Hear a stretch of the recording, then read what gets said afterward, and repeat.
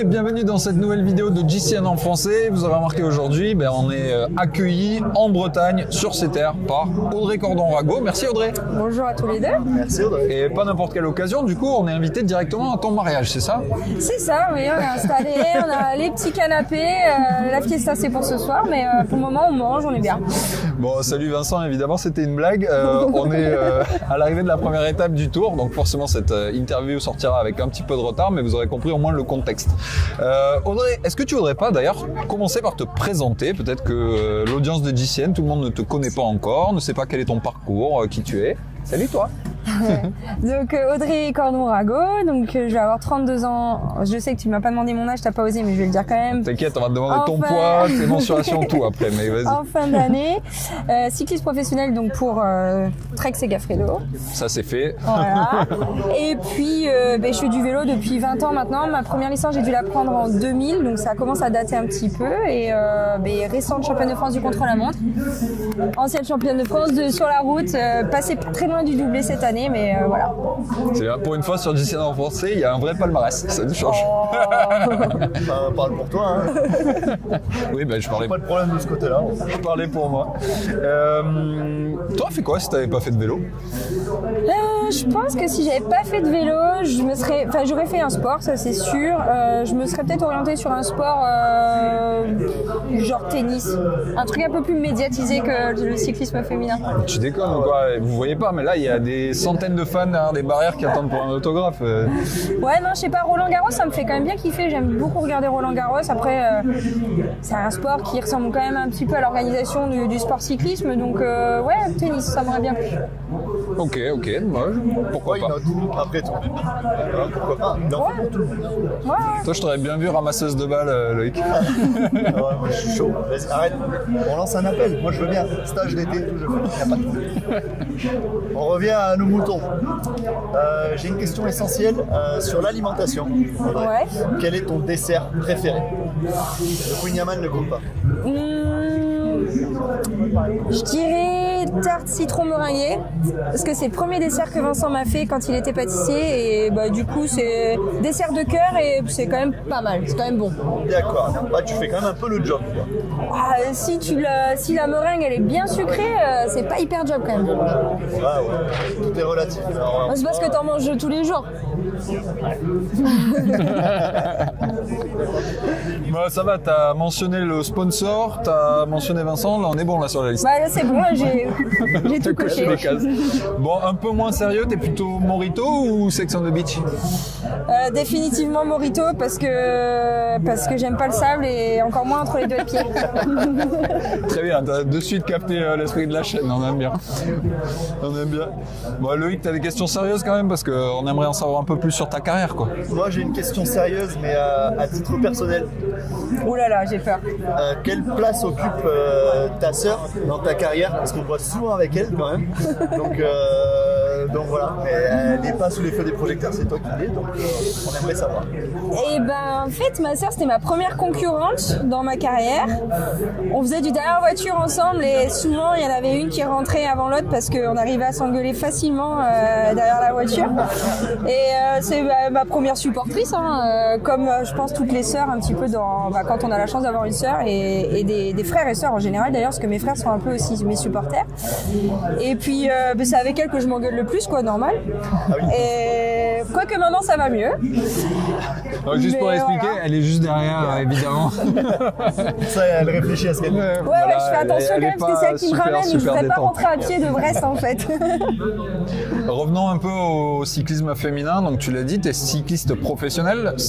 Tu vois ça comme une chance ou comment tu vois aujourd'hui le cyclisme féminin? Verre à moitié plein, à moitié vide? Parce qu'il y a plein d'autres sports qui malheureusement encore leur branche féminine n'a pas la chance entre guillemets d'être professionnelle. Ouais, tout à fait. Non, en fait, je me rends compte qu'on est quand même pas trop mal dans le vélo. Enfin, c'est-à-dire qu'on peut toujours se comparer aux autres sports et j'ai eu l'occasion de parler avec pas mal de sportifs d'autres sports justement récemment au sein de la FNAS qui est en fait l'organisme qui réunit tous les syndicats sportifs.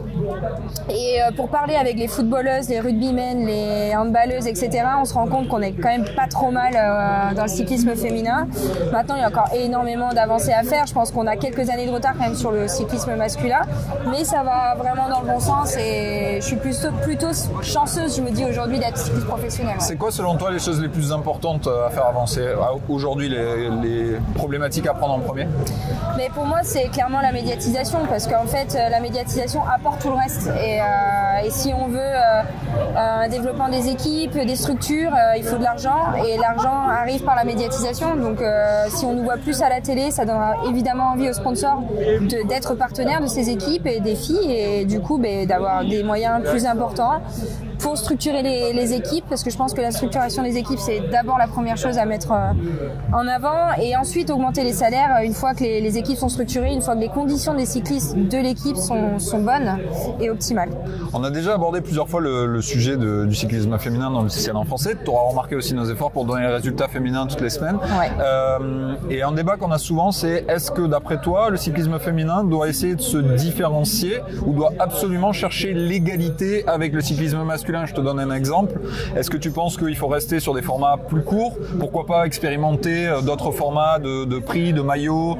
Pourquoi pas être en laboratoire, tenter des choses aussi pour donner une autre attractivité à cette branche-là du vélo? Ou d'après toi, il faut absolument se calquer sur le même modèle? Je pense qu'il y a des choses qu'il faut calquer. Il y en a d'autres qui sont peut-être pas très bonnes en fait chez les hommes et qui sont mieux chez les femmes.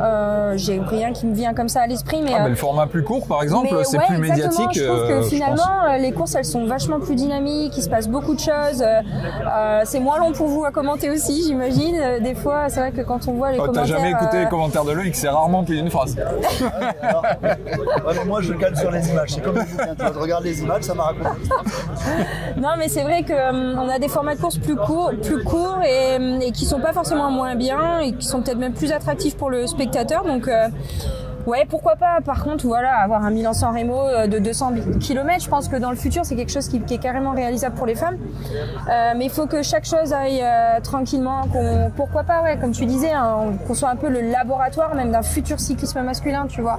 Ouais, on est à l'orée de quelque chose qui va être beaucoup plus professionnel et avec lequel on pourra jouer un peu plus sur pas mal de choses, sur pas mal de plans. Je suis assez d'accord avec toi, je pense que c'est important qu'il y ait des marqueurs communs comme les grands monuments, c'est important que le public puisse identifier que c'est la même chose, ouais. Mais à la fois en dehors de ça, sur des courses de moindre importance, pourquoi pas tester des choses. On avait vu même chez les hommes, les Hammer Series, des nouveaux formats de course, et je pense que chez les femmes, il y a plus de possibilités de tenter des choses.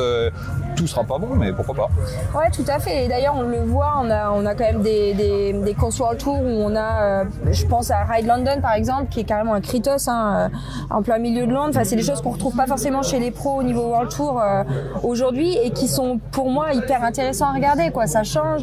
Je pense que même les gars, ils seraient contents d'avoir un peu de changement dans leur rythme de course, dans leur façon d'aborder les courses aussi, et ça ouvrirait peut-être aussi d'autres portes à d'autres gars qui seraient peut-être plus performants sur des formats plus courts ou des formats plus sprint, et on aurait plus de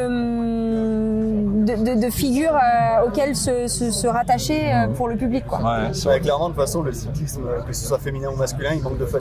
Ça, c'est je pense aussi, ouais. Indéniable. Ouais, tout à fait. Mais en parlant de futur, on sait qu'en 2022, on a le Tour de France féminin qui aura lieu. Qu'est-ce que tu attends, toi, de ce fameux Tour de France féminin? Mais en fait, moi, on m'a toujours posé la question, est-ce que tu as envie d'un Tour de France de 3 semaines? Mais en fait, je trouve que la question est même ridicule, parce qu'aujourd'hui, on a juste besoin d'un Tour de France qui soit attractif pour le public. 7 jours, c'est carrément suffisant, parce que déjà, on est 6 par équipe. Il faut savoir qu'on est 13 au niveau des effectifs d'équipe. Enfin, il est clair. Ouais, c'est pas la même chose que. Ouais, tout à fait. Et un grand Tour de 3 semaines, ça se prépare. Enfin, tu le sais, ça se prépare.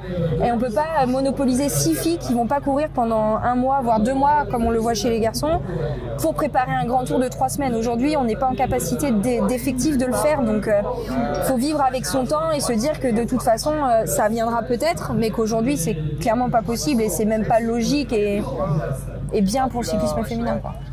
Et du coup, tu le vois vraiment comme un objectif, ce Tour 2022 pour toi, ou tu te dis, bon, si je dois y être, j'y suis, ou C'est quand même un petit vois... challenge. Ouais, bien sûr, j'ai envie d'être au départ, ça c'est l'objectif principal. Et après, l'objectif ce sera au moins de gagner une belle étape. Je pense qu'aujourd'hui, voilà, faut être aussi, je suis aussi assez objectif sur mes capacités et sur mes possibilités. Je suis pas forcément une coureur de course à étapes. J'aime les courses d'un jour, donc voilà, je pense que je me centrerai vraiment, comme les hommes en fait, à piocher quelques étapes qui sont dans mes capacités et sur lesquelles je peux performer. Et ça m'apportera peut-être un maillot jaune, on sait pas. On peut rêver. Et, ouais, moi j'ai vraiment envie de rêver d'un maillot jaune après une étape dantesque. Pluie, vent, une échappée qui part et 150 km de vent et le maillot jaune à l'arrivée, enfin ce serait vraiment le rêve. Ça peut arriver qu'en Bretagne, on est d'accord. Ouais, mais c'est parce que j'espère qu'il y aura des étapes en Bretagne. Donc tu vois, c'est le petit appel du pied à la région Bretagne, faites-nous une étape en Bretagne.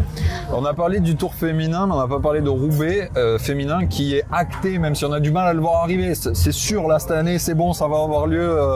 T'as dit que t'étais plus course d'un jour, là ça tombe bien, on est en plein dedans. Ouais, tout à fait. Puis Roubaix, c'est vraiment la course qui me fait rêver, quoi. C'est pour moi la plus belle classique. Enfin, en tant que Français, je pense que c'est difficile d'en dire une autre. C'est une le course. Trobro-Léon, peut-être. Ouais, mais on n'a pas encore de Trobro, mais. Faut pousser. Monsieur Melouette, c'est dans les cartons. Ah, c'est bien. L'info du jour. Ouais, non, c'est vrai en plus. Et Roubaix, en fait, j'ai toujours dit, j'arrêterai ma carrière une fois que Roubaix aura lieu. Donc du coup j'avais un peu la pression, quoi. Et non, mais du coup faire Roubaix c'est un rêve, rentrer sur le vélodrome et avoir le public, ça va être grandiose. Et puis c'est aussi montrer que finalement, regardez, vous avez toujours cru que les filles n'étaient pas capables de rouler sur les pavés alors qu'on le fait depuis des années. Et en fait on en est capable et on va vous faire une putain de course. Tu peux y aller. C'est une course qui te faisait rêver, qui t'a toujours fait rêver. Ouais. Mais je t'assure qu'une fois que tu l'as fait, des fois elle fait plus rêver. Ouais, non, c'est sûr. J'ai fait des repos, donc je me rends bien compte que c'est vraiment difficile. En fait, c'est une course où ce qui me fait rêver dans cette course, c'est que t'as vraiment des vainqueurs sortis de nulle part. Et en fait, c'est pas que le physique, c'est le physique, le placement, la chance, l'équipe. Tu vois, il y a tellement de choses qui rentrent en ligne de compte. La météo, non, mais c'est vrai qu'on peut vraiment en rêver, quoi. N'importe qui peut en rêver. Donc moi, le karma va jouer énormément. J'ai noté un truc, Audrey, t'as dit j'arrête ma carrière après Roubaix, donc en fait tu nous fais une annonce en direct là, c'est quoi? Non, il y a le tour. Ouais, il y a le tour déjà. Voilà, ça vient changer tous les plans, quoi. Un petit peu, ouais, c'est vrai. Et puis on se rapproche aussi des Jeux de Paris, donc je me dis c'est plus 4 ans à attendre, on en est proche. C'est un circuit qui me conviendra sûrement mieux que celui de Tokyo. J'espère qu'on aura plus de spots aussi pour pouvoir y participer. Donc finir ma carrière à Paris, ça sera, parce qu'il faut que je sois positive, ça sera l'objectif de 2024. Tu te vois où dans 5 ans, allez, au-delà du coup des Jeux de Paris? Et à la même place qu'aujourd'hui, tous les trois ensemble, en train de se faire un petit trip là sur GCN, exactement. Nickel. On prépare le contrat, mais ça va en faire du temps à attendre. Ouais, mais tu sais, il faut toujours laisser les choses mûrir et le bon vin, ça se fait attendre. Ah, raison. D'ici là, elle aura gagné Roubaix féminin, un Tour de France, ça va nous coûter un paquet de pognon, je te le dis. Ouais, mais justement, t'as le temps de mettre de l'argent de côté là. On va devoir couper ton salaire en deux, Loïc. Je suis désolé. Ah non, les gars, déconnez pas. C'est bon, t'as gagné plus que moi dans toutes tes années de carrière. Exactement. Ouais, c'est vrai. Et c'est pas normal. Moi, j'ai pas de Rolex en or. Ouais, allez. Moi, j'en ai 2. Pourquoi? Bon, mais Audrey, en tout cas, merci pour ta sympathie, sincérité. C'était très cool. Je pense que c'est un moment à refaire. On viendra te voir sûrement à Roubaix, j'espère. Ouais. On espère aussi que ce sera avec un sourire à la fin, malgré la boue, la pluie. Malgré les cloques sur les mains que j'ai déjà un petit peu. Et ouais. Une route abîmée, t'as déjà des cloques et tu veux faire Roubaix? Ouais, mais j'ai des bons conseils chez Trek Segafredo, ne vous inquiétez pas. Bon, on espère une nouvelle fois que cette petite vidéo de JCN en français vous aura plu et plus de... Ah c'est pas grave, c'est la magie. C'est le direct, c'est les aléas du direct. C'est le faux direct. Et on se retrouve très bientôt pour toujours plus de contenu, y compris sur le cyclisme féminin. Merci Audrey. Merci à vous. Merci beaucoup. Allez, Bonne journée. on va aller voir l'arrivée. À toi aussi. Ciao. Salut.